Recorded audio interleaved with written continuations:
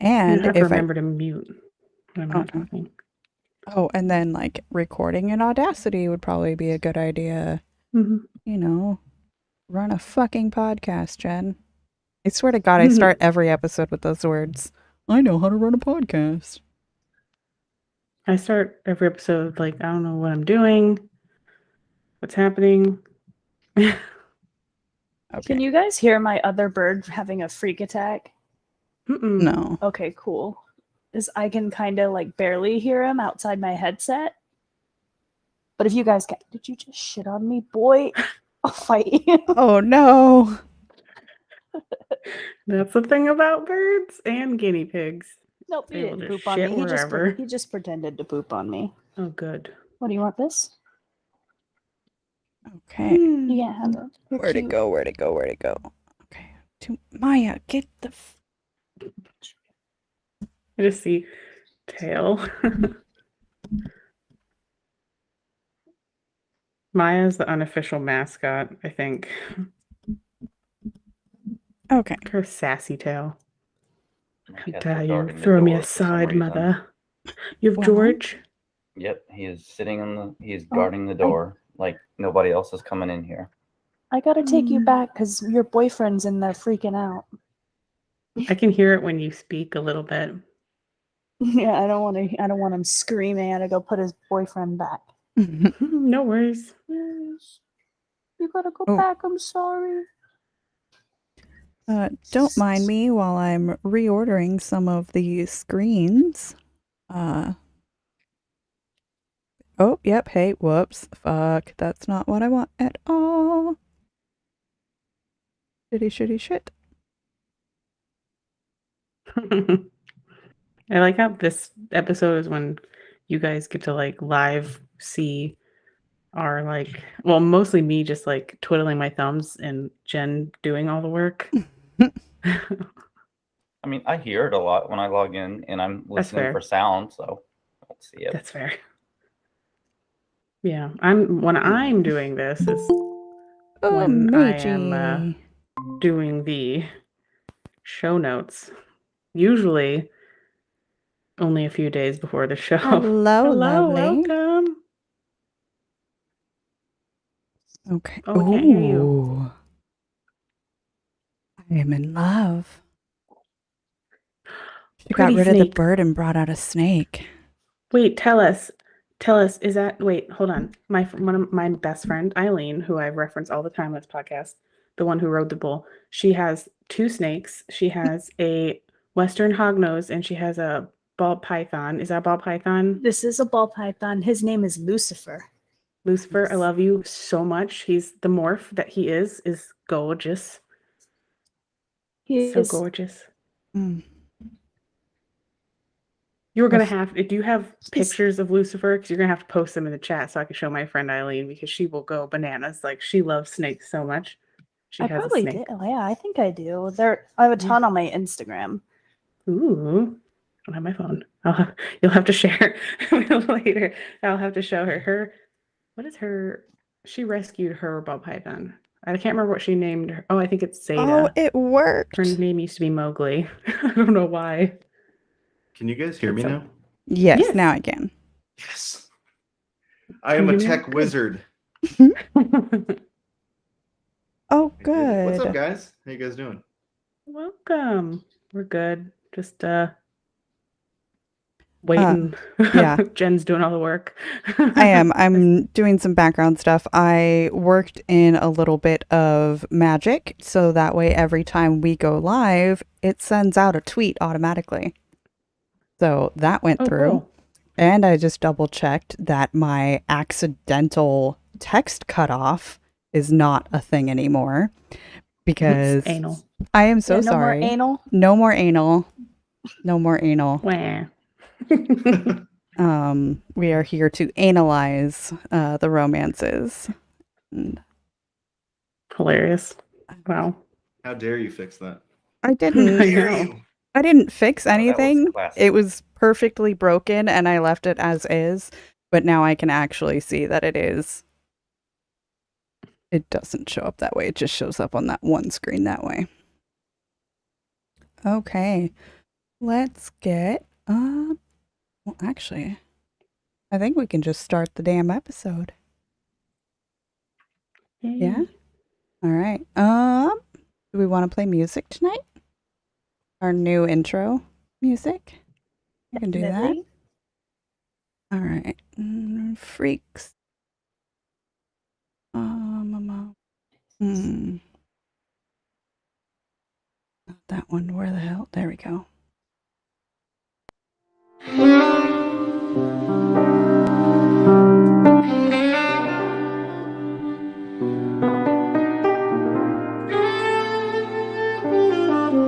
Oh, you guys can't hear it, can you? That's lovely. It's fine. Welcome back to another episode of Two Girls, One Ship, the podcast where we analyze, rate, and review all that the world of video game romances has to offer. I'm Genesis, the girl who has an apology to make in the mid-break. But it's not about making the listeners cry last week. That's Thane's fault, not mine. Yeah, stupid Thane. So sad. Just kidding. I love Thane. And I'm Bravada, the girl whose goal is to make everyone cry every episode because I love drama and cats. One of our patrons had their cat just now, and I was very excited, as usual. Oh, and then of course Maya, like I said, the unofficial mascot of Two Girls, One Ship, Jen's cat. Followed by the third host of the show, Alcohol, of which I have beer tonight. I drank my wine already. Double chocolate stout from Yay. Rogue. John. Cheers. I got a 64-ounce water bottle. Does that count? It's mostly full still because I'm dehydrated, as usual. Well, tonight is another special episode. It is our monthly Patreon chat, and we have some new faces for tonight. Joining us for the first time tonight is Commander Shenko. You want to say hi?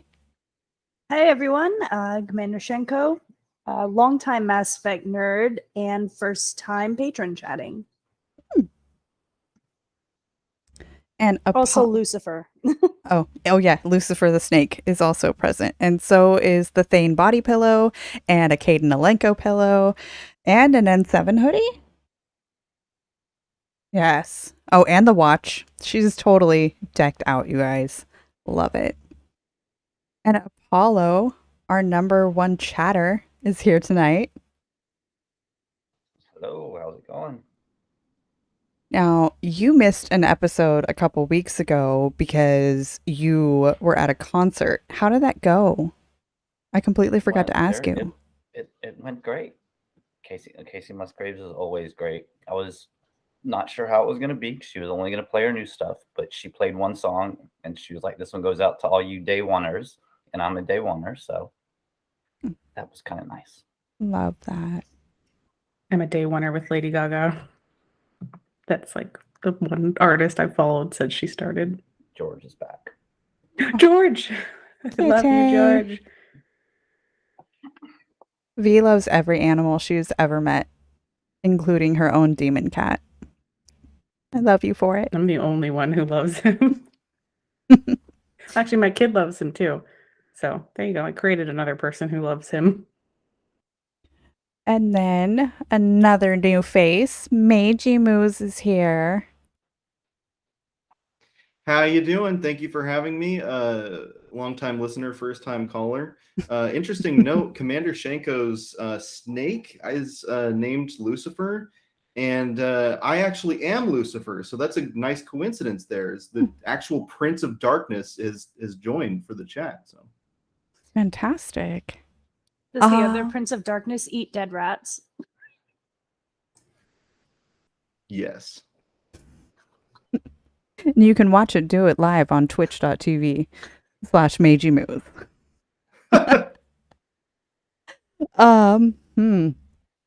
Trying to think. I once wrote a really detailed fanfic of Lucifer and an OC character that I made. But I don't think we'll get into that tonight. Tonight, we are here to talk about our favorite platonic bromance, or bestie relationships in any video game. How should we start tonight? We start circle or May I suggest something? Yeah.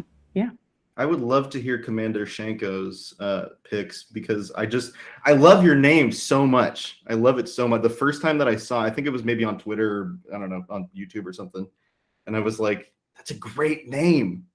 So I'm excited to hear sort of what you picked. Oh geez, well, I put it on the Discord earlier. I have like a literal document sitting on my laptop because I'm an actual crazy person, and I like to be prepared. Most of them are Mass Effect related because I joined the Discord based off the Mass Effect lorecast, and that's how I ended up here. But anyway, so I guess one of my top picks, and I don't know if it's a popular one or not, is Cortez and Female Shepherd. Oh. So that was one of the ones that came to mind first, just because I feel like when you take out the possibility of the romance aspect, it opens up a lot of doors for actual friendship. And just their interactions together, it's so wholesome and so sweet, especially just like helping him get through his story arc. And the fact of the matter is, like, if you don't become friends with him, he will actually die. So adds the more pressure, I guess. Yeah. Oh. That, and I it's always another liked- shepherd dancing scene. Yeah. Absolutely. I always liked being friends with him over romancing him just because it feels a little rushed, like his husband just died. And then you kind of I feel like it's a rebound relationship if you romance him, but if you're a friend, it's just nice. I love the scene in the Citadel DLC when he's showing you what it's like to drive without the like what are they called? Where The they inertial reduce dampeners. Yeah, inertial dampeners. There we go. That scene's always so cute with FemShep as a bestie. I really love that one. You know, Jennifer Hale killed it. Like, you can tell that she wanted to show that fondness between the characters. There's also Shepard doesn't touch a lot of the squad mates, and specifically since you brought it like FemShep and Steve, I can see it in my head, that scene when he's standing in front of the wall, and it is a Paragon interrupt that you have to hit, but just the reaching out and giving a physical support. I am here for you, and I am going to physically show you that I am here. I'm at your back. I think one of the only other times you see that is during Tally's loyalty mission. With the Paragon interrupt, you can choose to hug her. And like Renegade or Paragon, I always take that action.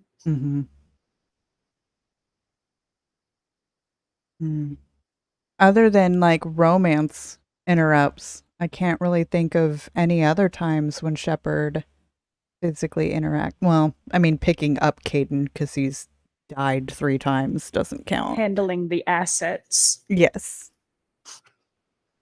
Yeah. I just Good like ones. how they also portrayed a good, healthy, like male-female friendship. I mean, I know Cortez is gay, but we don't see a lot of platonic cross-gender friendships, and I have plenty of those in my life, so I like seeing them reflected in the media I consume. Everyone needs a GBF. This is true. Yeah. Everyone just needs more affectionate touches with friends too. Yeah. Apollo, what about you? Oh, and I guess sorry, the first question I have to ask is, how are you feeling today? I'm better. I'm just coughing, so that's why I'm drinking water, because wine or beer with cough drops wouldn't be a good combination. But other than the cough, we are finally not sick. Yay. Yeah. I'm gonna go with I'm gonna stay in the Mass Effect world, of course, but I'm gonna go with what might be a stereotypical pick, but it is my favorite platonic relationship, and that is Liara with the male shepherd, because I think it is like, even as a friend, there's intimacy. Like, I don't feel like you get intimacy in friendships in games very much. Just the way Liara will hug you, and I mean, I'm always going to come back to the end of at the end of Mass Effect 3, where you get into her memories and she just puts her head gently on your shoulder, even as a friend.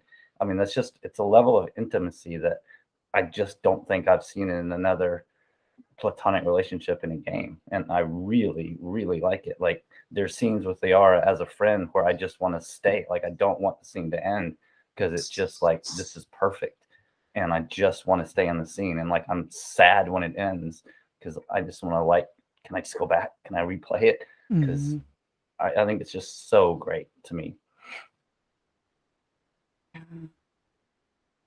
Trying to think of,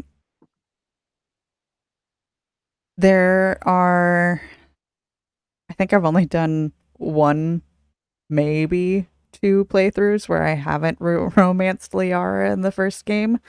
So she's always very affectionate in the second and third games until you shut her down completely. But the final scene in ME3, that one, it is one of those physical intimacy moments between two friends. And I even appreciate, because in Mass Effect 2, when you bring her up to the normie and she returns your dog tags and all that, she asks how you're doing, but she's basically says, don't tell me what you tell the crew, tell me how you're really doing. Like, she goes deeper. She's not just saying, hey, how's it going? Like, she goes deeper than anybody else does. And it's just, I don't know, like, they have a closeness that I don't feel with another character in a platonic relationship. She's always the one that'll come and wait for you outside of the bathroom going, what are you doing in there? You know, are you standing in the shower crying again? Because I know that's what you're doing, Shepard. Come out here and talk to me. Oh, and Yuri goes, plus she writes your name in the stars. Oh. Plus, you're alive because of her. That was purely friendship, too. Only because they made that a canon storyline. So I assume that's the standard, is the friendship, not necessarily the romance.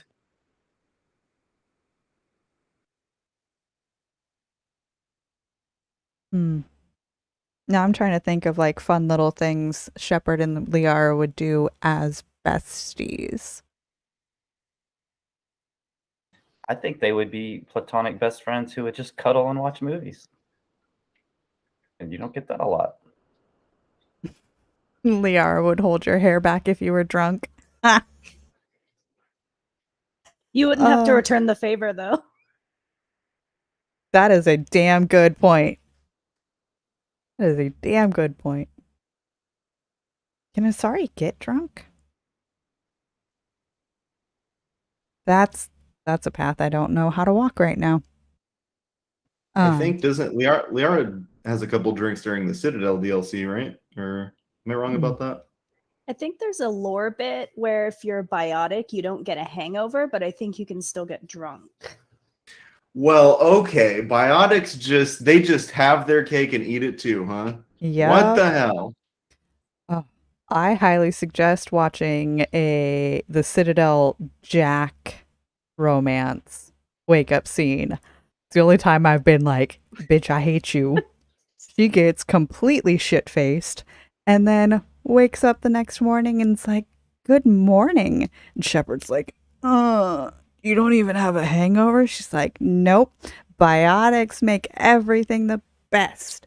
And she's like, want me to grab another bottle of vodka and we can do it all over again?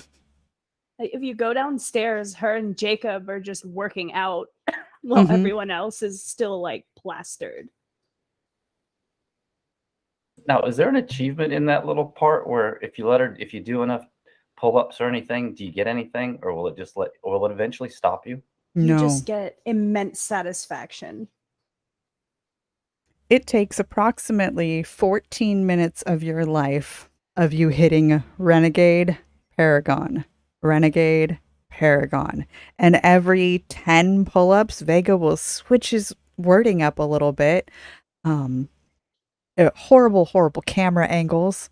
Never do it as a femshep wearing a dress. I'll tell you that right now. But no, nothing happens. Vega never brings it up again, and then you don't get an achievement for it either. Okay, then I'm glad I stopped at like 30 the last time because yeah, I'm glad. Done it once. That's enough. So am I the mentally ill one? Because I've played Citadel like 10 times and I do it every time. I wouldn't call it the mentally ill one. I'd just call it the person who likes to watch the same scenes over and over again. Speaking as somebody who has watched scenes over and over and over again, I get it. I would let Liara play piano for 30 minutes if she would keep going. Oh, that's a good one too. Yeah, her song's too short, even on the soundtrack. I'm like, why? Make it longer. I've It's heard cute. that somebody is trying to record a full version of it if he ever decides to freaking put it out. Come on, Pipe Man, put it out. Wink, wink. All right, Meiji, what you got? Who's your bestie? I got a couple submissions here. Those were both really, really good. I want to quickly note about the Oh no. bye. I want to quickly note about the Citadel DLC and the pull-up scene that the last time that I played through the series, it's like every time I get to the Citadel DLC, I'm like, okay, I'm not going to do the stupid pull-up scene, and then I end up doing it just to kind of like just see how long I can last and see if I can beat what is it, Jacob's his record that he's set. Vega. It's Vega. Okay. The thing that stops me from doing it every time is that because you know how if you do the Paragon option or the Renegade option, they have like specific sound cues.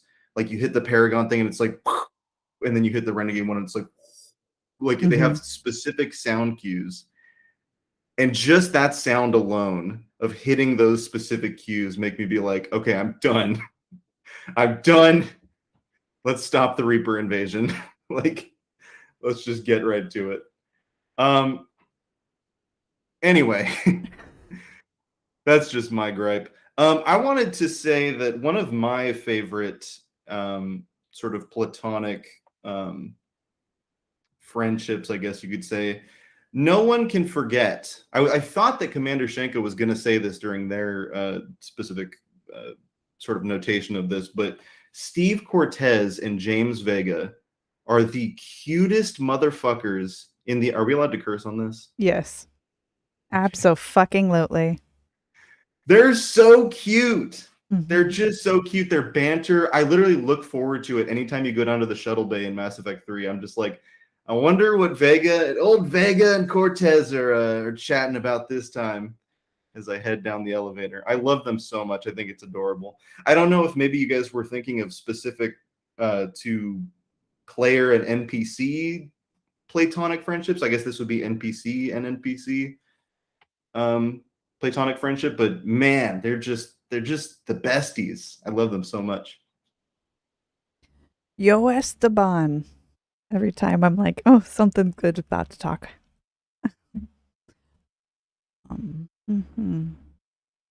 No, and I totally agree. I think that they are absolutely adorable. Talking about the damsel in distress line is one of my favorites from them. When I love me a damsel in distress, Vega. Or is it Jimmy? What does he call him? Mr. Vega. That's right. It's Mr. Vega and Esteban. And I've actually come to for like years, I thought Vega was just the most boring character. I just hated him so much. I really hate when even in like movies or anything, when they get to sort of the end of the series and they just throw in a character and they're like, here you go, here's a new person you're supposed to care about. And like I don't know, it's just kind of a personal pet peeve, I guess you could say.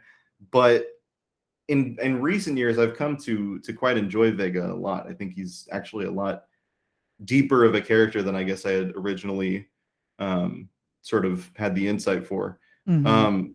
His whole arc of just sort of like coming up, especially if you read the graphic novels, him sort of being raised by this drug addict and like having to get this guy drugs and stuff while he's living in, I think San Diego is where he's from, right? Or maybe San Jose or San Diego. But Somewhere in California. and just the arc, man, of being this guy who's like shaking people down and then making it to where he's an N7 candidate by the end of Mass Effect 3 is just like, it's just so good. The writing is so good. I don't think I need to tell you guys that Mass Effect's writers are amazing, but they really are. Oh, it is. Just I too had some issues with Vega, but then I really, really started to like him. I think it was like on my first playthrough, I was like, I can't care about you yet because I want to get through my first playthrough. But then like second, third, fourth, all of them, I've been like, I like you. Not only are you, I have friends like Vega. I am like Vega. you know? So I identify with him. That's why sun's out, guns out. I'm wearing the muscle shirt tonight. I try to dress up or at least color match to people that we're going to be talking about. So spoiler alert, I also have a Vega story. But I think we can get to that after the mid break. All right. I was gonna say I hate Vega too. I still kind of do, honestly, but it's fine. Only because of the military aspect. Like, God, he is. So like, if Fem, hi, welcome back. We were worried. I was like, oh no, was she gonna leave like for good or? No, I Put in have snake. the shittest Wi-Fi in the world. Mm. So it just shut off for a couple of minutes, but we're back now, and it shouldn't shut off again for another few hours. So That's good. Oh no, I was just talking about how I hate James Vega. Just kidding. No, I mean, I until I found out that FemShep like sexually assaults him, I hated how sexually harassy he was of FemShep. Like as a military person, like he's her subordinate. And it's just super unprofessional, but I'm also like, it's the Normandy. Like nobody's professional at all. So I guess it's fine. I can suspend my disbelief. But that behavior definitely, I like to shut him down because I'm like, stop, don't call me Lola. Don't, I'm your commanding officer, bitch. It does But feel vaguely he's a cute insulting, character. doesn't it? Yeah, I think that's why. It's just like he's all flirty. He's like, I'm hot and buff, and I'm gonna give you a cute little nickname, and I'm gonna get away with it because I got a dick. And I'm like, no, you're not. No, you're not.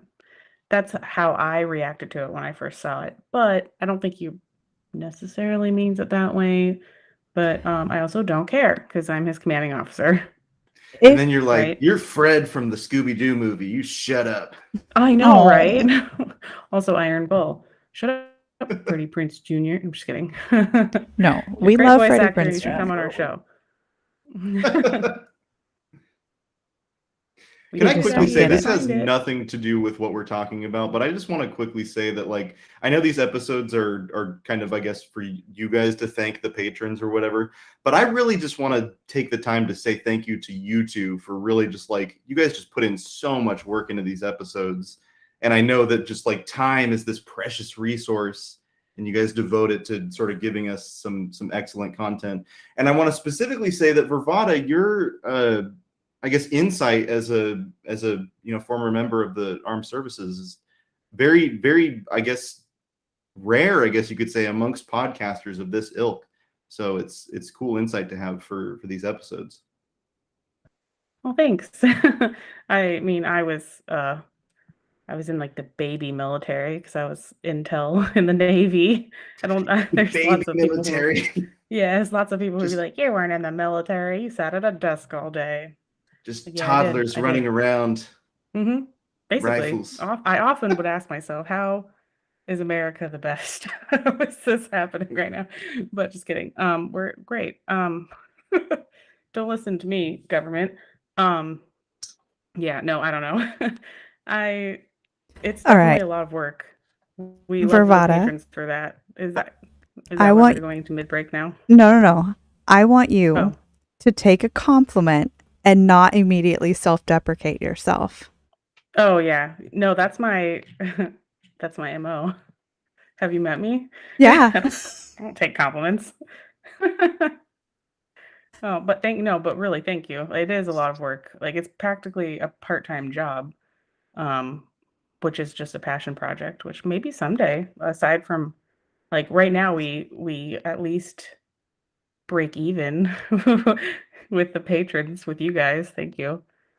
But yeah, no, it's a lot of work, especially for us folks. The two of us have full-time jobs outside of this, but we do our best. And so far, it seems that the people who do listen enjoy it, which is what makes it worth it to me. Because it's nice to know that other people think about this stuff in such a detailed, nerdy way as we do. We're not like freaks out here just being like, wait, but sex with alien is good, right? I was like, I am the freak out here, Yes. but also, Yeah, yes. that's your purview. Mine is like That you're they gonna call me a wooed me. pervert. No, that you perverted purview. I always love because that's usually when you say like, "Oh, I'm into Mass Effect." Like, if people even know what that is, the first thing they're like, "Is that the game where you fuck aliens?" And you're just like, "Yeah, I thought that was a selling point." Yes. Yeah. I know. If that's not what they say, if they've played it, then they go, "Who did you romance?" So Mm-hmm. like people might think this isn't a big deal, but it is. We all love love. It's like human connection. That's what makes us social animals. But oh yeah, I mean, you can thank the patrons properly if you want, Jen. That's why she does it because your girl's awkward. As if I'm not. Um, but yes, we do have a couple people to thank and a new review to read out, so we can get into that. And this is where I make my formal apology. Brad, even though I told you I was going to read this out on Thane, I got completely distracted by the tears and the hardship and just the everything that I completely skipped over the review. But now I'll read it out now. So this was a 5-star review that we got on iTunes. And it is titled A Fabulous Show in an Underserved Area. This show is great in several different ways. First, the hosts have a ton of chemistry and are clearly having a blast. That's contagious too, because it helps get guests in the mood, and that keeps everything popping. And pop it does. There are a lot of romances in video games across the genre spectrum, but there's surprisingly little discussion of them. This show more than makes up for that with the dearth of content because they dive deep and do so in a way that's both fresh and fun. Bringing a female perspective to the video games generally and to the romances in them specifically is also something that sets this show apart. But that doesn't matter if the hosts of the show don't execute for whatever reason. That's not the case here, though. The two girls knock it out of the park every single time. Mr. Furious, aka Brad, aka the brains behind the Once Upon a Wasteland podcast. So thank you, Brad. Love and appreciate you, kitten. Well worded as usual. Mm-hmm. Brad is a wordsmith for sure. Thank you, Brad. And if you're not listening to Once Upon a Wasteland, the hell are you doing? Really good. Even like I've never played Fallout and don't you seem shocked every time that I've told you I've never Every played. time. Okay, here's why. I have thought about this so much lately because I'm like, what is this girl who literally until I feel like this is my interpretation of you, getting to know you through this podcast. is until Legendary Edition came into your life, you were the MMO player. Mm-hmm. And now, like, these narratively driven RPG stories with romance in them have like taken over your life, but you're trying to catch up and like play them all. And I'm like, you literally, it made such an impact on you that you started a podcast with me about it, but you haven't played almost all of the games that have romance in them. You have played one of the best ones, and now you're doing Dragon Age.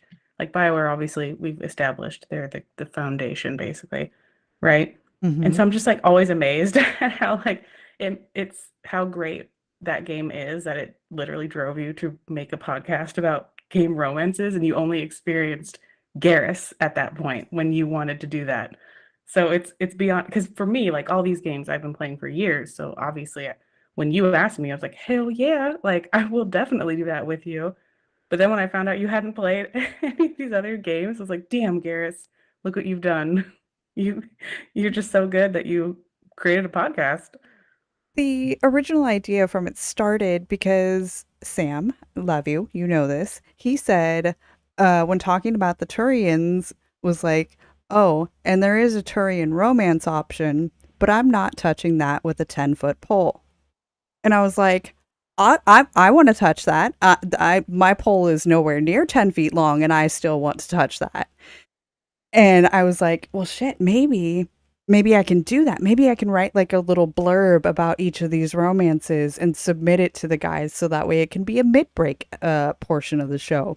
And then I was like, what if I actually did my own little like 30-minute breakdown of each of the romances? And then I was like, well, actually, there's a lot to it, because then I typed it all out, and there are 41 different combinations between a male shepherd and a female shepherd romancing all the way 1, 2, 3. There's a lot of different ways that each of the romances can play out. And so I was like, 41 episodes, that's an entire podcast show. And then I was like, but I don't want to write 41 episodes by myself, or else this is never going to fucking happen. So then I was like, hey, V, you said that you like Garrus too. Want to make a podcast? And then, ta-da! A baby was born. I never thought that it would go beyond Mass Effect. That's so the fact that we've branched out and broadened my horizons. We're starting to branch out. I'm the only one here who did not pick a Mass Effect bromance. I know that now. No, we have to talk about you can go first because yours is also Mass Effect. Yeah. So I'll branch us out in this episode. I have one other thing to go over, and that, of course, is shouting out our lovely patrons, most of which are here tonight. But Toasty, who did message me ahead of time saying that he wasn't able to make it tonight, you're always right here, bro, in beast mode. Sad I couldn't see his new hair color. So good. I've seen it. Toasty, post a picture. It's in the Witcher Lorecast Discord. The I never Discord go in there. channel. Yeah, I'll have to go in there now. So Toasty, Apollo, as always, Meiji Moose, and Commander Shenko. Seriously, I think we love you just as much, if not more, than you love us. Love you Aw. too. Okay. Yeah, thank you. Komawayo. For anyone who speaks Korean. I was like, I can't think of how to say I love you in Spanish, and I'm not even gonna try right now. Te amo. They almost, yeah. Same as I Latin. took 2 years of Spanish, and that's all I remember. Je Yeah. t'aime. There's French. I took French. Je t'aime. Je t'adore. J'adore. Dior. Sorry, that made I'm a a lot more capitalist sense. child. No, I was What? Oh. sorry. I was reading chat, and it was like, legally you have to share a link, and then I was like, oh, link to that other stuff. Back into the actual show. Here we go. So I did pick a Mass Effect bromance because I had to.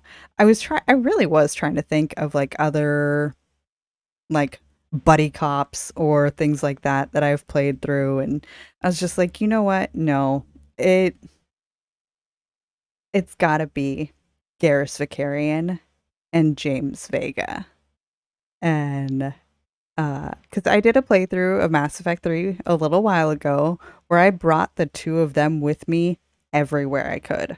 After they established their little friendship on Maine, I wanted to keep my little crew around. And having 3 people running around with typhoons, dude, game over. Fuck yeah. One thing that I noticed about them is that their battle banter interacts with each other. I can't really think of any other characters where they talk to each other in battle. Yeah, they will talk to Shepard and things like that, but unique battle banter back and forth between the two squaddies, I couldn't really think of any other characters that did that. There's also the scene outside of the main battery. They talk about past experiences fighting, they talked about the respect that they have for Shepard, and they laughed about some outlandish exaggerations. And at the end, Garrus calls him Jimmy. And that shows they've had other conversations because nobody, especially an alien, is going to think, oh, Jimmy must be a nickname for James. So that means that Vega had to tell him that. And I can hear it in my head. Yeah, Scars. My friends back at home call me Jimmy. So Vega teaches Garrus some more Earthborn idioms, and it's just adorable. Then there's the Citadel date. We'll get into that down the road and the deep dive, but Vega is there at the bar when Femshep and a romanced Garrus are on their date. In my mind, it's because Jimmy is looking out for his boy and making sure that his game is on point. And it totally is. Then one of the final Garrus lines in the game talks about James. He says James taught him another Earth saying. And I'm not crying tonight, so I won't get into it. But it's even more proof that they became really close during their time on the Normandy. But I want you to cry. No. I want everyone to cry. Thinking about that line. May you be in heaven half an hour before the devil knows you're dead. Is that the one you're thinking about? Or forgive the insubordination, but your boyfriend has an order for you. That one's a good one too. That Come is back alive. That's not about Jimmy. I know it's not about Jimmy. But yes. I know. The scene in the Citadel DLC where they're tangoing and if you do I think it's a Paragon interrupt or maybe it's a Renegade interrupt, and you can spin out of Garrus's arms for a second and you get right into Vega's face and he's like, and like when I first saw that, I was like, get your bitch ass out of my face, Vega. No, stop sexually harassing me when I'm dancing with my man. And then my friend Eileen, my best friend Eileen, she was like, no, my headcanon is that Vega taught Garrus how to tango. And he's just saying like, wow, good job. And I was like, okay, that's cuter. I don't want to be mad at him. I'm already mad at enough at him. So I like that version better. So I'm going to give that credit to her. She's the one who told me that. And yeah, I like that scene a lot better now when Vega's there. Mm-hmm. But it makes sense too, because why would Garrus know a tango otherwise? Right. Okay. I'm going to stand here in defense of Vega. Like there is so much hatred towards him that I just don't get it. If Lola or Loco was the only I just punched my cat. If that was the only nickname used out of the entire game, then yeah, it would make it first. It would make it worse. But he gives Garrus a nickname. He gives Tally a nickname. He gives Steve a nickname. And I think there was like one, maybe 2 other ones. Oh, Liara has a name. And then I think there was 5. And so if I was the only one, then it would make it a little bit creepy. But it's not. And he knows when to turn it off. especially at the end of the game when he's talking to you as commander, and it's like, no, bring back Vega. And she's like, what happened to Lola? And then he's like, you know what, you're right, I need to bring me back. I need Vega here, not Mr. Future N7. I don't know why I'm getting so My fired problem up with about him it. is not the nickname. It's like the combination of things. Like he'll comment on your appearance and stuff, and it's quite hypocritical of me because my shepherd dates a subordinate to with Garrus. I get it. Like technically he's part of the crew. She's the CO. It's all fraternization. But for some reason I hold him to a higher standard because he's part of the same military. He's a human, part of the Alliance Navy. And I'm just like, you are very unprofessional, sir. I don't like it. But it has nothing against him as a person. It's just as a military person. That's all. I didn't like that. I thought but that's kind of like a larger argument about how there are certain characters where they kind of force you to flirt, like with Jacob and Femshep and 2, where it feels wrong. Like I don't want it to come off like that. And it kind of felt like that with Vega when he's interacting with you. Your first interactions are always like he's super flirty. He's like looking you up and down. And it's so overt and gross. And I'm just like, that no, nobody's gonna do the standards change in 2185, 2186. Like, because I wouldn't fly today. I mean, it might happen, but you can get them in trouble, kind of. Look, We're not in a good place with today's military either, but I'm just saying it's usually a little more subtle than that. I don't know, I come at it with a look all you want, stare all you want, flirt all you want, but the second that I say no, you back off. And that's what happens. So I don't see it as an issue. I And know, I but can't think of any time when he's actually in battle or is actually in soldier mode that he flirts. It's only in downtime when you come to his bedroom. he sleeps in the cargo hold. Mm-hmm. Gross. My thing is I will repeat what many a chief and petty officer have told me when I was in the Navy. Do you see a time clock anywhere? No. He's always on duty. He is never just James Vega when he's on that ship. He is literally deployed at that point. Like he is afloat. He is always professional. Also my military background and my one-time HR background just dislikes that very much. But it's fine because it's a video game and they're not actually at a job and everyone's fraternizing with each other anyway. Like that's just Normandy, like the SS orgy. So I guess it's fine. But if this were real life, I would have a big old problem with James Vega and other people. But James Vega, he's very overt about it. He's very flirty and forward.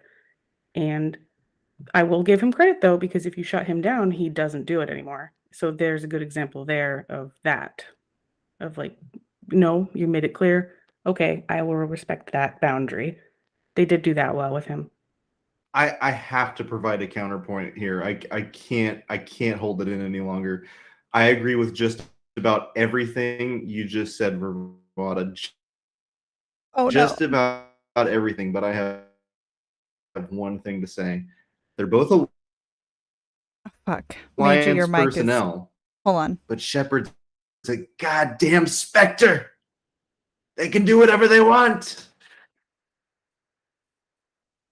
Yeah, well, Vega's not a specter. So he is, I guess this is me, like I said, Am military I background dying? Is my speaking. internet dying? Yeah, I Yeah. think the internet was kind of dying. My military background is just cringing at the blurry chain of command. That's all. No, and I get that. Isn't he? I feel like at the end of the comics, it's almost implied that he's sent to Normandy to kind of keep an eye on Shepard because after the events of Mass Effect 2, where he was with Cerberus and all that, I feel like Vega is almost put in this weird position where he's got to test Shepard and just kind of try him or her out. Because isn't that how it kind of ends in the comics, where where Anderson is like, "Let me tell you, I got a mission for you. I need you to go do something," and it's like, I kind of feel like it's implied like he's there to test out Shepard, and Try her out. Anderson Try him out. Anderson literally assigns Vega to guard Shepard's like cell or wherever they're being held, to like guard them. Yeah, and that could have happened. Like I said, I'm going too deep on this because it's just my thoughts as someone who was once in the military. But I mean, it's fine even if he had like a temporary duty to guard Shepard while they were in the brig. Cool, but now he's got new orders. He's stationed on Normandy, so I don't know if he's stationed there as like a spy or something. But either way, he's there to do his job. And even on time off, everyone's going to be a little bit unprofessional. That happens all the time, like on deployments and stuff. I just think it's gross as because when I heard that, all I heard was, "Oh, great, another man in the military harassing a woman in the military." That's all I heard. So I just immediately disliked it. It makes sense for the character, sure, but like I was like, "God damn it, of course," like we gotta have that in there. But like I said, unlike some men in the military, he listened when you said, "Please don't say that to me." So good job, Vega, for respecting boundaries That's at so at shitty. a point, as you should do. You Well, know I what we like need people more being of flirty. on you know what we need more of on Two Girls One Ship is more debates. We need something where Vervada and Genesis completely disagree and the whole episode is them just going at it. No, Just I'm. gotta fight. Mm, We usually agree on everything, I feel like. we've had one disagreement so far, and that's about it. But I also feel like no, we are not bringing up the cat fight again. Stupid Shepherd. Uh, Oh, but and oh. yeah. Choose me. No, choose me, Shepard. Cat fight. Ugh. Barf. No, I think we've had one minor disagreement, and even in this, it's not like I really have a stake in the game. It's just I like flirtatious men. And so for somebody who that I know is never going to get anything out of me to be flirting with me, I'm all for it. But I didn't serve I in the think, military, so I don't have that yeah, barrier there. I I forget think half the that's why time. it's hard. Like that's what's scary about flirting like that, especially in the workplace, because you're like, I don't know how that person has received stuff like this in the past before, or what kind of experience they may be bringing. It might be perfectly innocent, but the other person might have had experience. Like I was harassed in the military plenty of times. So like when I saw that, I don't want to use the word triggered because I don't have like a complex or anything about it, but it reminded me of those times and it made me feel unsafe again. I was like, if I were Shepard, I would immediately feel unsafe. Like that's some bullshit right there. How dare he speak to her like that?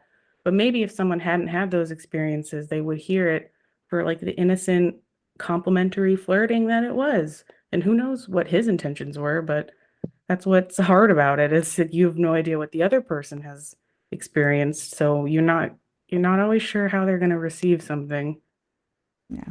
No, 100%. And I don't want to make this the James Vega hour or anything, but I definitely do see that like it could be super like bad to have somebody who's having that sort of like interaction with you and then expecting them to kind of like have your back in a combat scenario, you know what I mean?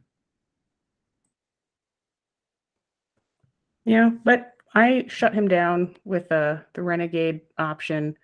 He like stood up straighter. You saw the military kick in a little bit more, and then that made me feel safe again. So I really like that they did that. And I don't want to divert. I love the cat. I I can see know. right there.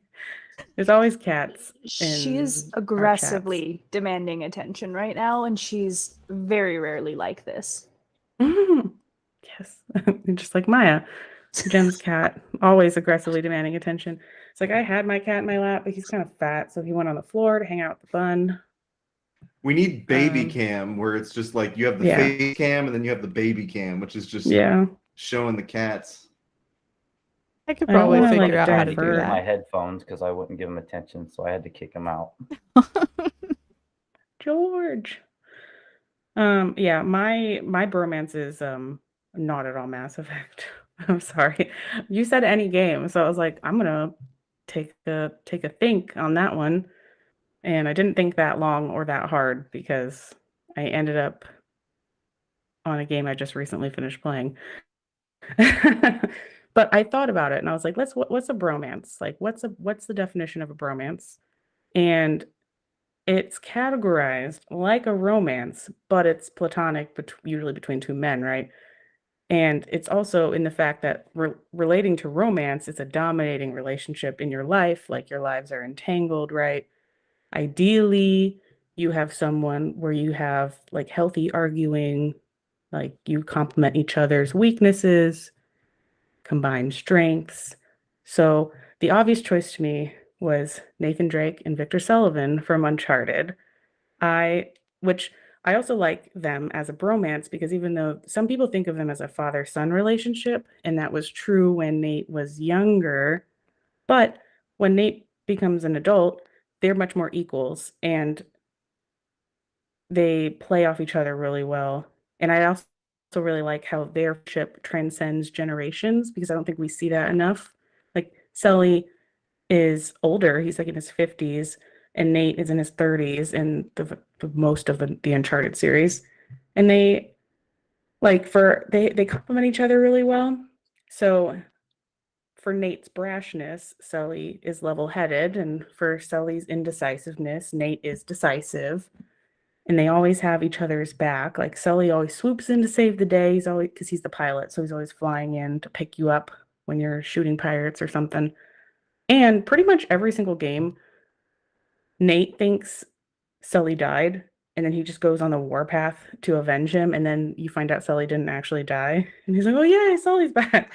That's like every single game that happens. And I love their banter together. Like Naughty Dog, the studio, they always have such great, believable characters that feel like real people.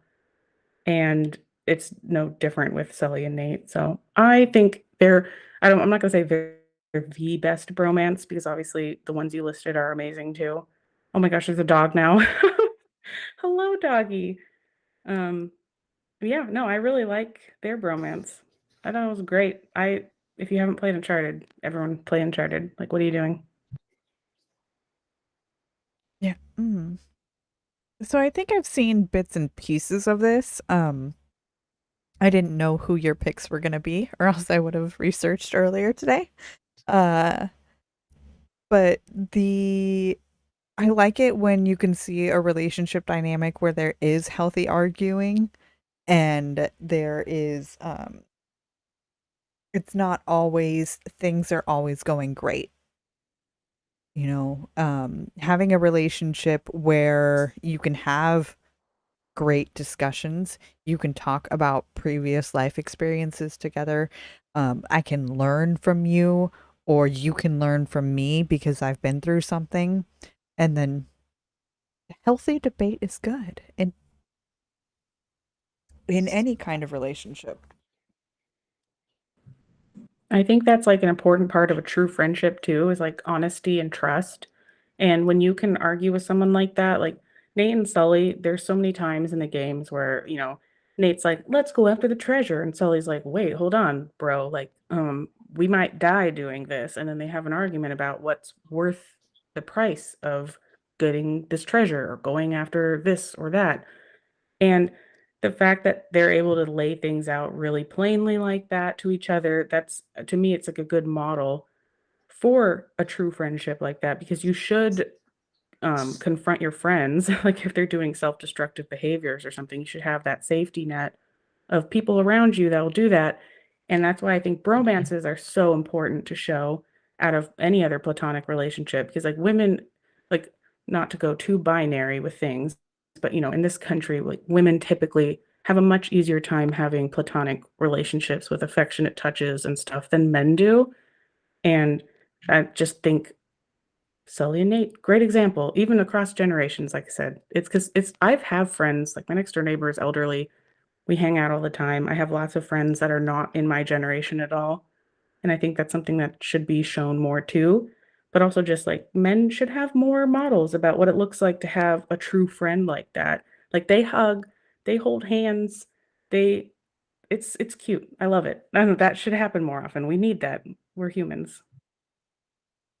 I think you're gonna start seeing it more because as a teacher that has high school students, male like teenage guys are so much more open now than they ever were before than my generation. Like, and I think you will start seeing it more. It's just gonna take a minute. But I like hearing that. There was total tangent. There was a Try Guys video about maybe 10 years ago or something like that, where it was titled, "What if guys acted the same way women do?" And it was a video of exactly how me and my best friend would interact with each other. Um, if we were hanging out on the couch, we'd both be cuddled up under the same blanket watching TV.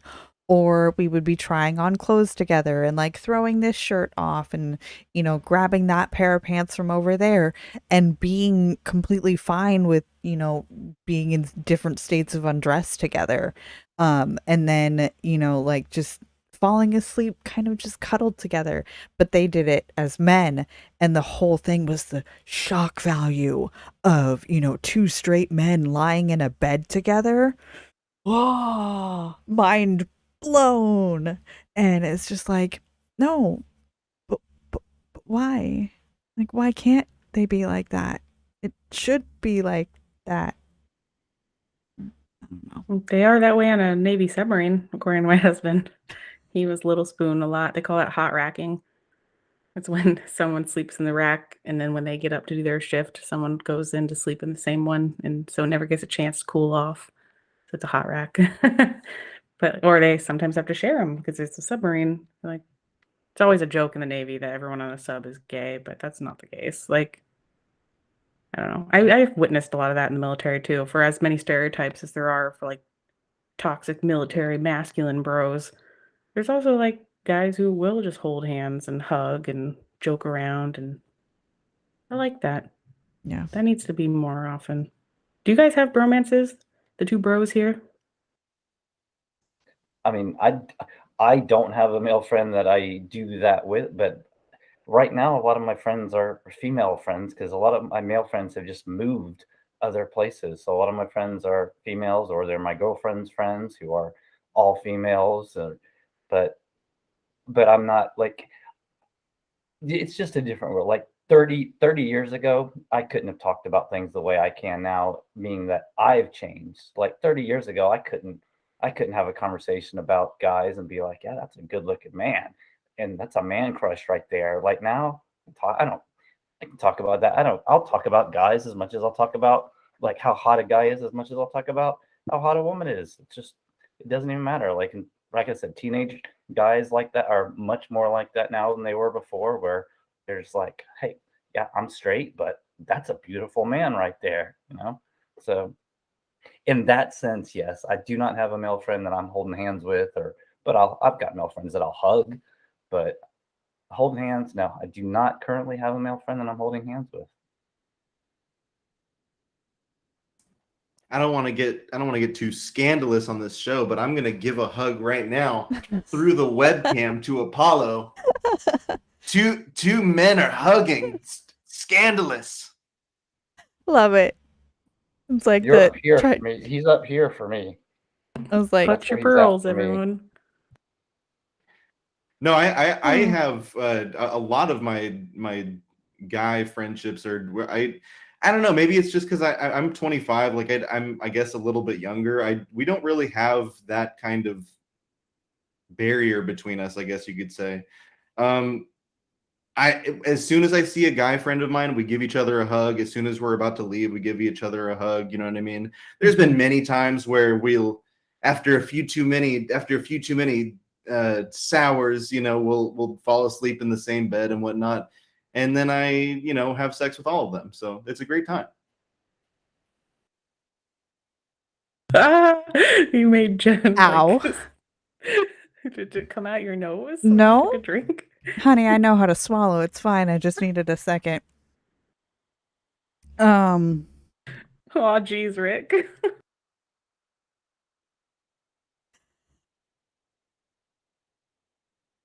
Nope. I could.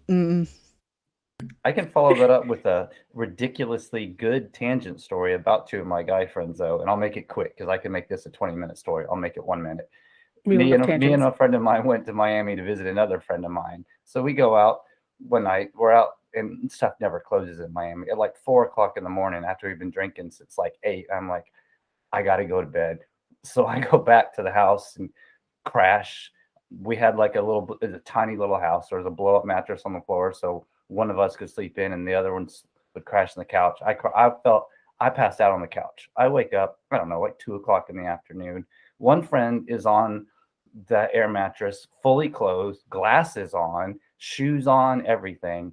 My other friend is laying there, butt ass naked.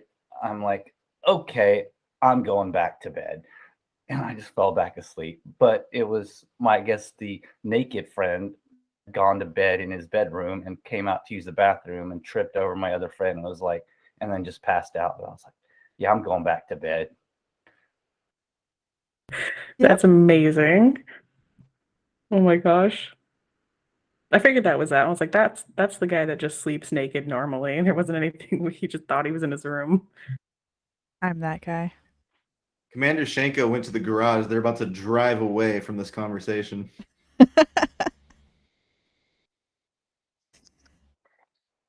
Oh, I just had an energy drink in my car, so Nice. I keep so many monsters around my house. It's insane. No, I am I a have coffee 3 full drinker. cases of monsters in my house right now. I can't do energy drinks. I do both. I just don't like the taste. I don't like carbonation. That's like, Mm. I want the bubbles in my mouth. No.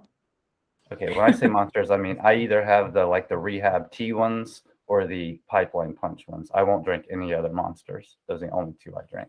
Ugh, The can't do yellow that one. Wait a minute. Isn't that the pineapple flavored one? I can't have that one. the pineapple's my actual favorite, but this is like it's orange flavor, like almost like a mimosa. Oh, I like that. I'm allergic to pineapple. I can't have the pineapple one. I want I to feel quickly sorry. touch on not to actually keep us on track or anything, but Sunrise Parabellum in chat said, "Why do they have to be called bromances? Why can't it just be friendship?" And I guess I mean just like cultural parlance or whatever. Bromance is like a slang term or whatever for I guess a platonic friendship of that nature. But I wanted to touch on something that you said earlier, Genesis, which was like, or maybe it was Bravada, I can't remember. There are not enough platonic friendships in media. Like I feel like as soon as two characters get close in a piece of fiction, they're set up to be like the romance. You know what I mean? One notable, I guess, example of this is I don't know if you guys watched the show Arcane, the League of Legends show that was on Netflix. There's these two characters that are, the whole season they're kind of getting closer and stuff. And I'm like, oh my God, are they about to actually have a friendship that they're very close and they hug and like all this stuff and have it not turn into a romance? And then at the end, not to, spoiler alert for anybody who hasn't watched Arcane, but towards the end of the season, they have a moment where it's like, oh no, they're doing the thing. They're setting it up to be a romance in season 2 and stuff. And it's just like, man, I really enjoy when you get that nice, what's the word? I guess like touchy feely kind of like, platonic friendship. I want more of that in my media. You know what I mean? Yeah, I mean, when I focused on bromance, because to me, and when I looked up just bromance in general before, so I had the right idea. But yeah, it is specifically for, two cishet men having a friendship like that, like a deep friendship, not just a casual, like, oh yeah, I know that guy, or like I know his middle name and his birthday. Like it's more than that. That's why the characteristic of it is like a romance, and that it's a defining relationship of your life. They take up a lot of your time, they take up a lot of your thoughts, but there's no sexual feelings at all in there.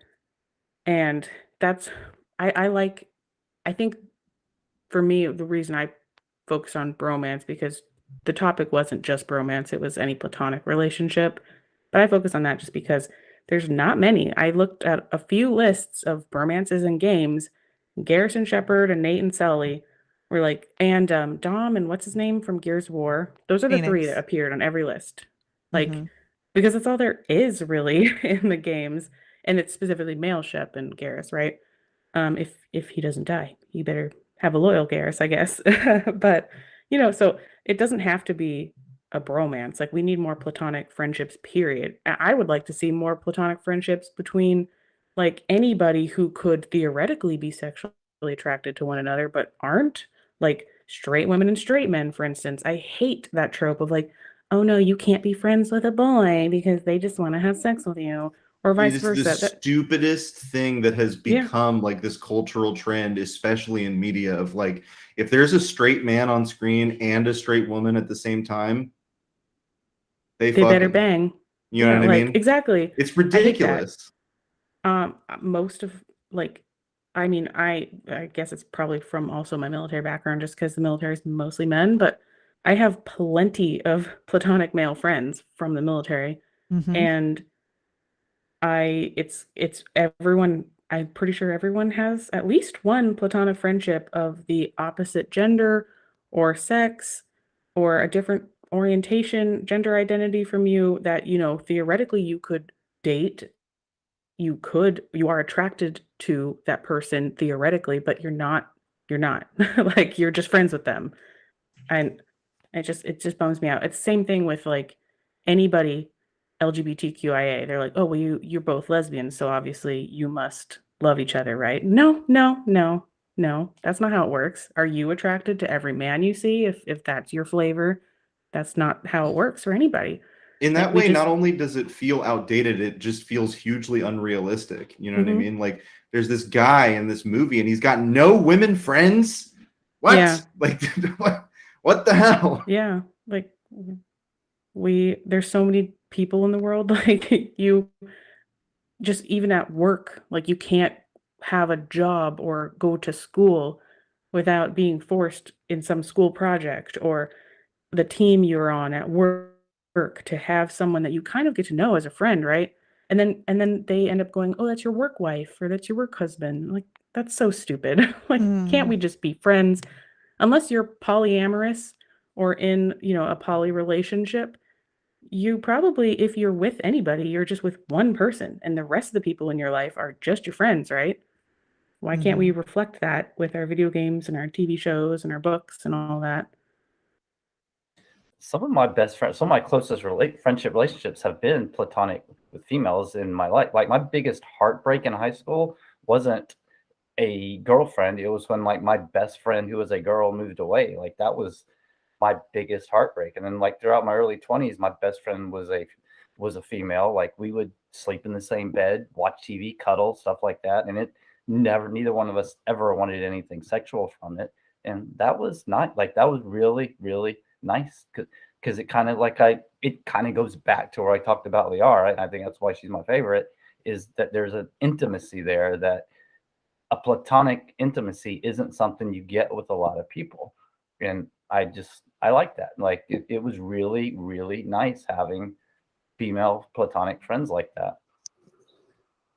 Yeah, we need those kind of touches in our life. Like we are social animals, and so many people, the only time they're touched affectionately is either by their lover or maybe their parent still, or maybe if they have a child, they get a hug from a kid, but like, and those all fill needs, but we have way more need for affection and touch. Like, and I think that's like to the larger problem of how, cis het men in this country have like hardly, stereotypically speaking, have hardly any outlet for feelings. Like they're just either they can punch walls or they can have sex with a woman. But those are the only times they're touching another human being. Like that's not how we're supposed to be, like at all. And so, I mean, that goes for everyone. We all should just normalize holding hands, or it shouldn't be weird. I don't know. We get so much dopamine from that. Soapbox rant. It's also probably heated for me because it's like we're what is this, year 2, almost 3 of the pandemic. Like we're all not getting enough socialization anyway. So I miss that.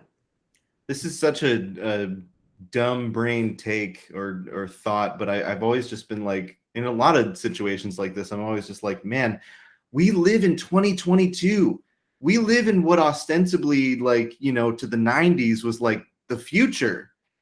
We should be past a lot of this stupid shit. You know what I mean? Like this shit should have been solved 10 years ago, you know? Shenko, you've been really quiet this whole time. No. I just don't really have that much to add because everyone else has been hitting the nail on the head. Okay. I suppose, like, I do think that relationships between like males and females needs to be way more normalized. Because a couple of years ago, I used to box and do MMA, and I was one of two girls at that gym. um, one of the girls was dating one of the guys that went there, and then I was the only one that wasn't dating someone within the gym. And the like thing that I would constantly hear was, "Oh, well, you know, so and so from your gym is single, you should be dating." And I'm like, I literally punch him in the face and roll around all sweaty on the floor with him and everyone else at that gym. That is the furthest thing from my mind when I am training. They're literally like my bros and my friends, and like we socialize and interact with one another by rolling around on the floor and trying to kill each other. So Yeah. It's like, because a majority of my friends are male. And that's just the way that it's always been my whole life. And so, I don't, I could never really, sorry, my brain just went to like could you actually imagine yourself sleeping with any of them? And I was just like, no, no, no, no, no, and no. No. We'll keep it platonic, Yeah, boys. when I was in the Navy, we were both stationed in Hawaii. My husband, who was not my husband at the time, we were just dating, but he was deployed on yet another submarine, and I was shore duty. And my friend and her husband, who was also my friend that I worked with, we would work out together. Like sometimes without his wife, who was also my friend, because she was like, they both were also CrossFit coaches after work. And she's like, I don't want to work out for a third time today, so no thank you. But we would work out together, and so many people were like, "Isn't that weird?" Like, my husband, when he came back from that sub deployment, he's like, all the guys were like, "She's cheating on you with that guy." Nope. Like, we literally just go to the park because we lived in the same neighborhood, go to the park in our neighborhood and work out together. That was it. Like, we didn't even touch, but like, it was just fun working out with someone else. And like, he was genuinely my friend. And I don't know. It bothered me that people thought that because, first of all, I've never cheated on anybody. And secondly, he was just my friend. And I don't like people trying to force people together like that. It makes it feel icky, like you're not allowed to hang out anymore.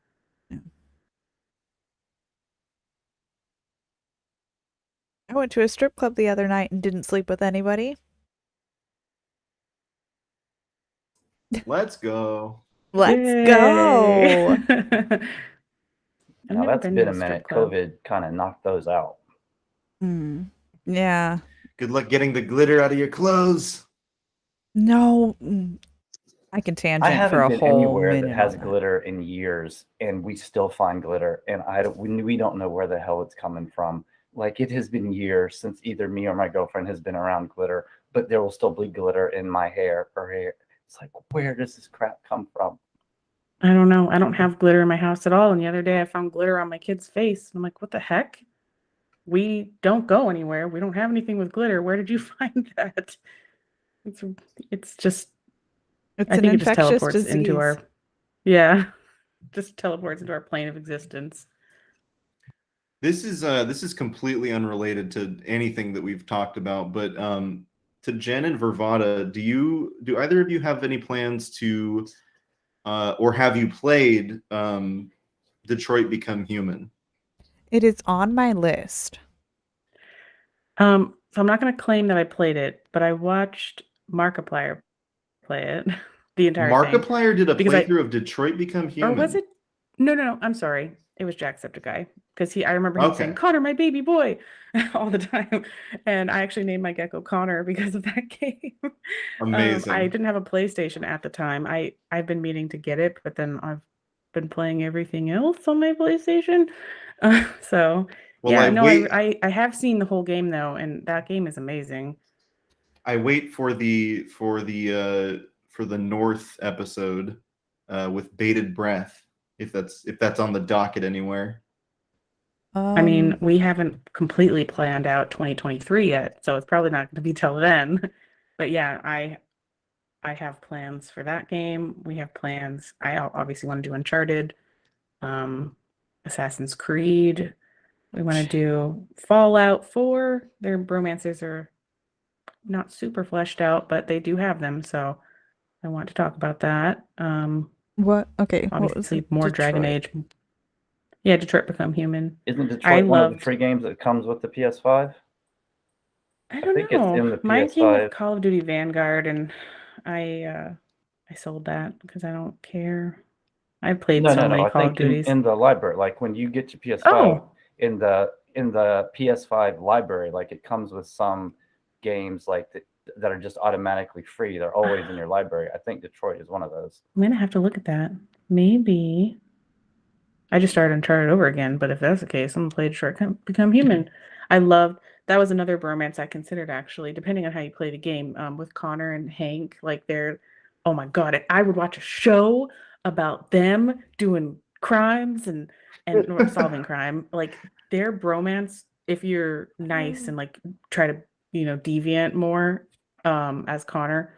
Oh, I love it so much. It Yeah, was the best. two of my honorable mentions here on this list were Connor and Hank, and then also Marcus and Carl from sort of like the beginning of the game. Not necessarily a bromance, but just that relationship is just adorable, just heartbreaking and adorable. It's like almost this father-son type relationship, and it's just so beautiful. Who were those two? Yeah. I played that right when it came out, so I'm not remembering all these characters. Who are Marcus and So Marcus is the one, I guess, kind of what you would consider maybe like the main character of the game. He's got what is it called? Heterochromia. He's got two different colored pupils. It's like the leader of the rebel androids. Mm-hmm. And He's then like Carl the android is Jesus. Carl is his owner at the beginning of the game that you kind of like are more or less a servant for. So I don't know, maybe it's kind of dark in that way, but like he just like treats his android so much better than any other character in the game does, and it's pretty beautiful. Who were the other people that you had on your list, Shenko? Most of them are Mass Effect, but one of them that I thought about was Ezio and Yusuf Tazim in Assassin's Creed Revelations. Okay. Because they just had a really fun dynamic. And then, I mean, I don't want to spoil anything. The game's like, 10 years old at this point? But here's your fucking spoiler alert. like he dies and Ezio goes fucking nuts. So, but just, that they have a really great banter, like Yusuf kind of makes fun of Ezio's weird Italian name, and Ezio's just innocently trying to explain how titles work. He doesn't get it. Let me see. I also mentioned Commander Bailey because male, female shepherd doesn't really matter. I go talk to Bailey every time I'm on the Citadel.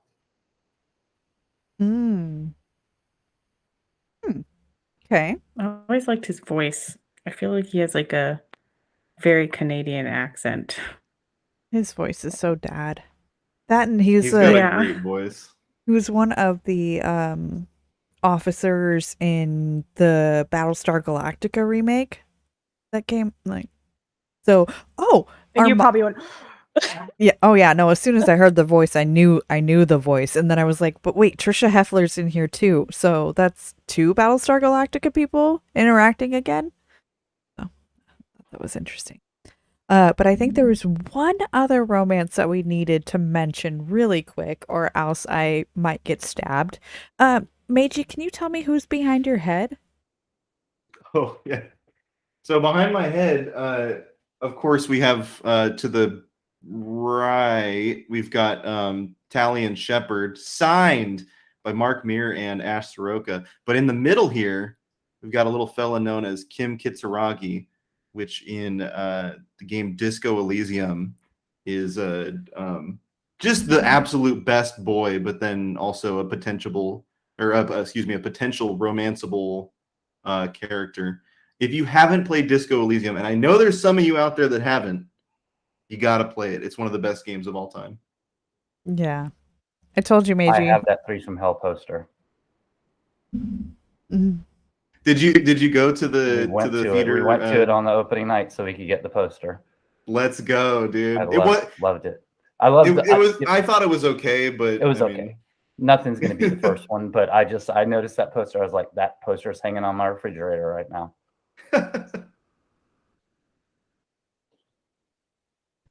What's the poster from?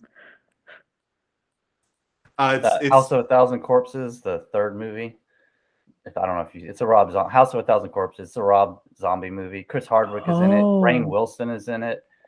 It's so good. If you like that kind of weird horror kind of movie, it's so good. Mhm. Maybe. I don't know. And I I'll have to do watch that. plan on playing Disco. I will. But I have so many games that I have to get through some other ones first. Specifically because I know that Disco isn't going to happen until 23. Like, so I have to get through the games that we're going to talk about this year before I can get to the games that we're going to talk about next year. Yes. Yeah, let alone the interviews. We have 2 in a row tomorrow. Yeah. So Ooh, look forward to that. Shit, it's already 9 o'clock and we have an early morning tomorrow. Back-to-back interviews with some really awesome people. So yeah, I think we should probably wrap it up for the night. Unless we have any final thoughts on anybody that we've talked about. I'll No? just say, Vega grew on me. I hated Vega the first time through. Didn't interact with them much. Didn't take him anywhere. And then every time I played through, I was like, you know what? I like this guy now. So I do like Vega Boy, now as well. we really Vegaed it up this episode. Wait till you hear my headcanon on Monday. But let's go quickly back around the room and see if there's anything that you want to share or shout out, and how people can reach you. Shanko, we'll start with you. Yeah, I'm on the Discord almost every day. Commander Shanko, you can find me there. Not really super active on other platforms. I have an Instagram that I use sometimes. I'm GreekFire 2012 on Instagram. If anyone cares to see loads of pictures of my horse, because that's pretty much all I put. You. Yes, that's pretty much all I post on my Instagram. Really, it really should just be a fan page for my horse. Okay, I am a fan of your horse. I should have realized that was you, but I didn't realize that was you. I'm sorry. Yeah, love it. Love seeing your horse. I'm a horse girl. Apollo. Well, I'm Apollo on the Discord. I just want to say that my PS5 that broke 1 week after Forbidden West came out is supposed to be back tomorrow, so I can finally jump back into the game and play it. I'm so behind on all these games. It's been 4 weeks. I'm happy to finally be getting my baby back. Oh, I'd be throwing controllers and flipping an absolute bitch if somebody took a brand new video game away from me for a full month. Oh my god. I was devastated. I was saying I would have been less devastated if my car had broken. I bought a fan after you said that yours over here. I have it on my PS5 now. And I finished Forbidden West, so I can't wait for you to finish it because it was so good. Meiji. Yeah, my name is Meiji Moose. I do stuff on Twitch occasionally and do some YouTube stuff every now and again as well. You can go to twitch.tv/Meiji Moose and go to YouTube and look up Meiji Moose. You guys know how to do that. Twitter.com/Meiji Moose to watch me tweet about how shitty I think Elden Ring is, even though I've never played it. And if you guys like Mass Effect content, I have a couple videos on that on the YouTube, so check those out. I actually, speaking of Horizon Forbidden West, tomorrow noon to 6 p.m. PST, we are continuing our live stream series of Horizon Forbidden West. So check that out. I love you all. Thank you guys so much for having us on, by the way. And yeah. Absolutely. Oh, shit. And if you want to join us on next month's chat, you can become a Patreon by going directly to patreon.com/2girls1ship and look us up in the explicit content section. And if you like what you're hearing, please be sure to leave a review and subscribe. You can find us in our 2 Girls 1 Ship chat on the Robots Radio Discord channel, and come give us a follow on all the social medias at 2 Girls 1 Ship. Links to those are in the description. And don't forget that we will be live streaming each recording of the episodes on Twitch and YouTube at 2 Girls 1 Ship every Friday at 10:30 p.m. Eastern Time, 7:30 p.m. Pacific Time, and releasing the podcast episodes on Monday. Thanks for listening. And remember, Beauty is in the eye of the controller. Ba, ba, ba. Yay. yay! So we talked a lot about anything but bromances. I'm just kidding. Yeah. We That's got how our it we got goes. our romances in. Mm-hmm. No, I love it. Wait, I'm Two every time girls, I'm one like, what ship? are we going to talk about? 2 Girls 1 Ship having some rants and diatribes. I can't imagine. Yeah. V, did you I see know, someone- the Oh, go ahead, sorry. Oh no, it's okay. I was just gonna say someone once said like you only have a podcast if you just want to hear yourself talk. I was like, oh man, no, I just want to be nerdy for everybody. Well, if you're lucky enough, other people want to hear you talk too, which yeah, I was like, we all that's what do, I so. want a podcast for. I want to be heard, not by me, other people. Did you see the idea for the Robots Radio Off the Rails show? Yes. Dude, I'm so in No. on that. I'm in. Wait, what is that? I didn't see that one. Robots off. Well, that's because like fucking 250 new messages happened in the Mass Effect Lorecast chat room today, and I'm like, I can't keep up with y'all, so I didn't pay attention to everything.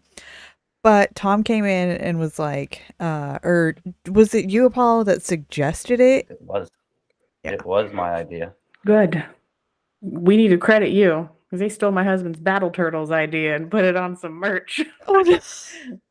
No, I said it once on a patron chat because my husband called them Battle Turtles, and now months Tom, later you they're selling capitalist merch. scum. I was like, fine, credit my husband at least. No, I'm just kidding. Aw. I thought it was cute though. No, I don't care. Battle Turtles is not trademarked.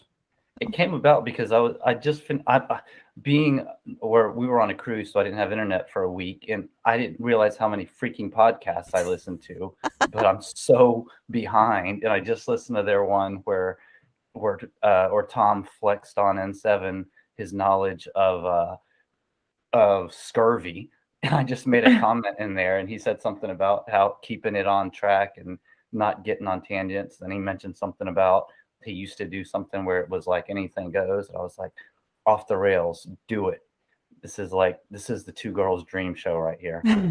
So it is. So it's going to be a podcast, or sorry, it's going to be a live stream that is specifically designed to be off the rails. So other hosts of other Lorecast, other Robots Radio Rocket Club, everything like that. And we're gonna do it as a charity event from what I've seen so far.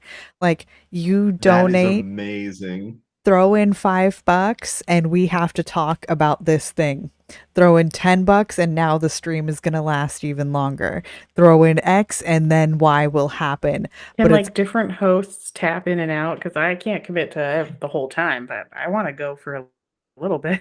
That Hell sounds yeah. Or fun. you can do whatever you want. And I think he said like if you donate a certain amount, you can pick the next thing like to talk about or whatever. Because like just I wore an office shirt today. Let me just explain why I wore an office shirt. So I felt like because Genesis, you mentioned another one where like Tom just dad joked N7 to death, Mhm. and it reminded me. I don't remember if either one of you watched The Office or not. Mm-mm. No, but my Yes, no. sister has, so I kind Well, of feel there's like an I have. episode in The Office where Dwight challenges Jim to a snowball fight, and by the end, he just bombards Jim, and by the end, Jim is just this trembling mass of fear, afraid to go outside from getting pelted with snowballs. And I feel like in the one Janice was talking about, that's basically what Tom did to Sam with dad jokes, to where Sam just had to like cower and like, I can't take it. You win. I can't. You got me. I mean, he is a dad, so he's got them jokes. That sounds like what I did to my coworker whose last day was the other day. I torment my coworkers. It's my relationship with them. And one of my coworkers, we give away these little mints at work, and everyone in my town is obsessed with the mints. They literally like come in just for these stupid mints. And I would take them out of the bowl and just throw them at her when she was not expecting it. And so on her last day, I stole her keys out of the break room and put 300 mints on her passenger seat. Ooh. There were so many mints in her car. She said when she opened the door, her eyes burned. That's amazing. I eat Altoids for fun, so like I think that would be a great gift. I love that. Then you just have a little snack as you're driving. Yep. 300 snacks. 300 snacks. I feel like it would take me like a month to get through.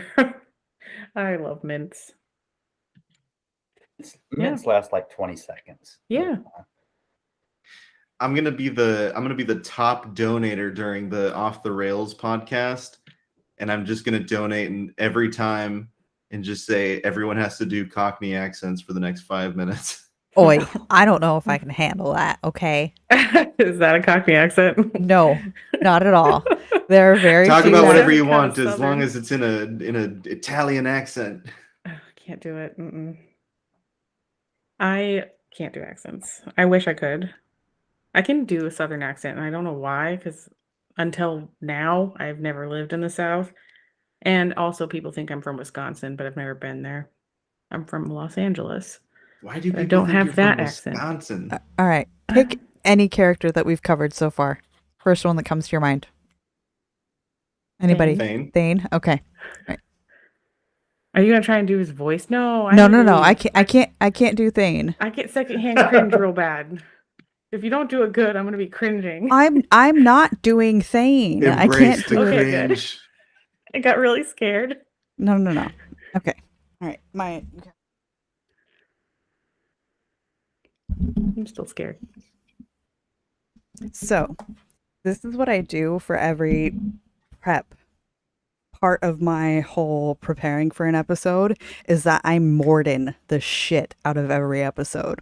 So that way I know that I've said every word at least once. And so now I can actually do it in a live stream format. Thane Krios was born in 2146, making him about 39 years old during the events of Massacre 2. He was one of only a few parents among the squad mates. Zaid is a father, but we don't know if he actually knows that. And we get to meet Samara's daughters. And unlike most of the other romance options, Thane is amongst the older squad mates, making him a uniquely mature voice among the Normandy.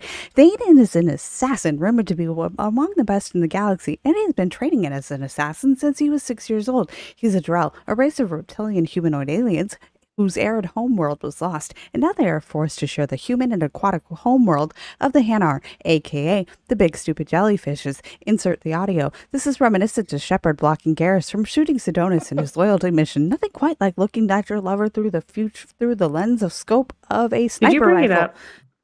What? I said, did you bring it up on your computer? Of course. Do you think I did that from memory? Fuck no. I am not That dumb. would be amazing. No, that's what I thought you were doing was from memory. I'm like, why else? Oh, Is that how no. you have to read it in your head? You have to Morden it? No, I do that in preparation so that way I know that I've said every word at least once. Oh. Because you write our scripts, honey. I don't write them. So I I have to know forget, that yeah. I've I do. I don't know if everyone knew that. So I Jen didn't always know writes. that. the sex scene breakdown and will copy paste like Wikipedia stuff for me to have like some background to formulate like the context in the beginning, and then I take it away. She does the majority of the editing and all the live stream shit, which I'm so thankful for because I would mess it up. And I only have a laptop anyway, so I couldn't do it. But yeah. I go do back all and I the- tweak. Yeah. I'm the girl who would get into arguments with her English teacher because I was in AP English all through high school. And, analyzing stories has always been my favorite thing. So, and then I became an analyst for the government, and in the military. So it's just kind of like, I can't turn it off anymore. It's fun. It's fun times. This is way more fun than analyzing like North Korea or something, That's yeah, the okay, speed no, at which I read the instructions for all these standardized tests that we have to give kids. And this is their 50th time taking it and hearing it. So I'm like, you guys have heard it. I'm going to read through this at light speed. I'll take a breath every 30 seconds. Let's go. Go. It's like one of those, like, what are those guys called who do the bidding? Oh, an auctioneer. Those fast talkers. Auctioneer. Yeah, an Well, auctioneer. if I There we could go. speak that fast, I would. Or the people who read the small print on radio ads. Oh, I always laughed at how fast they read those. Or maybe they speed them up. I'm not really sure. If they read them that fast for, like, in actuality, I'd be very, very impressed. I think they do Yeah. speed them up a little bit, but yeah. I don't know. Okay, I'm sleepy. I'm on the East Coast. I don't know if Alright, anyone same. else is. We're Hi. Central Time Yeah. Zone. Hi. Pulling Well, the yeah, we're midnight central. hours. I just say I know, East right? Coast because people forget the Gulf Coast exists. I I'm like, yeah. I mean, like in the I dead didn't center know of the about it. state. Yeah. All right. Yes. Yeah, like I said he and I earlier, like apparently live like 300 yards apart. Like I said earlier, I appreciate y'all putting in so much work and burning the midnight oil and whatnot. It's For- only 9 o'clock, For us babe. peasants consuming the podcast. Next year I'll be Pacific time, and then we'll be in the same time zone, which would be nice. I'll still be equally tired because that's just me, but it's fine. Moving to the West Coast, huh? Yeah, moving back. Thank Oh, goodness. okay. I know my friends were there. Yeah, no, I'm only here because my husband's still in the military. Mm. All Yeah. right. Well, I will see you tomorrow morning, dear. Yeah, I need to ask me when we start tomorrow if I have my laptop charger with me because I normally don't, but it will definitely die with 2 interviews in a row. So I need to bring it in here and somehow plug it in where my rabbit can't chew the cord. Because that's why I never bring it in here because he is a cord demon. Yeah, luckily he's never chewed on anything that was ever plugged in because that would have resulted in Oh God. bunny barbecue. Probably. Fried rabbit. Yeah. What's that? It is a Blurry. note. That's It a- is a physical note that says Oh, V thanks. laptop charger. Thank you. Is that what the note is that going beside your note to watch Ellie freaking play Take on Me? That is here. Yeah, you need to do that. Ellie, take on me scene. Hell is- Jen, you're Oh. gonna cry. I know. Cry yourself to sleep. A Turian held a gun to my face, and he also told me that I would be running as his backup. Like you bastard. On that note, I think we're good to go. Yeah. That's how it Much goes. And I love, need to y'all. quit snapping. I don't know why I'm in a snappy mood today. You had a poetry West Side reading. Story. Yeah, that's because immediately West. Oh, it's a rumble. All right. Okay, good night. Much love, y'all. Love See you. you Bye later. bye. Thanks for joining us. Bye bye bye. Bye bye bye. No more recording. Echo, hello. Go. I'm Okay. glad I didn't hang up. Hi, baby. Okay. What a And pretty